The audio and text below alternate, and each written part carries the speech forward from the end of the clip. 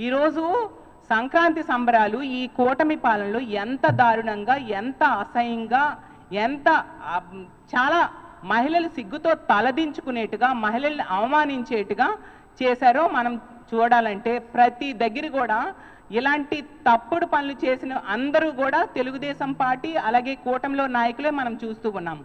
అసలు ఈ కూటమి అధికారంలోకి వచ్చాక ఈ సంక్రాంతి సంబరాల్లో ఈ ఆంధ్రప్రదేశ్ని అశ్లీల నృత్యాలకి అడ్డాగా మార్చేశారు.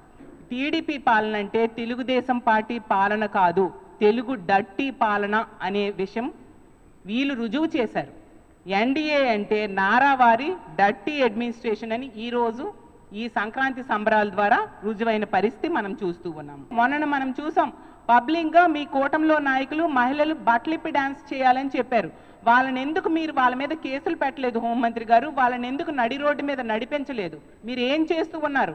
మీ పోలీస్ వ్యవస్థ ఏం చేస్తూ ఉంది?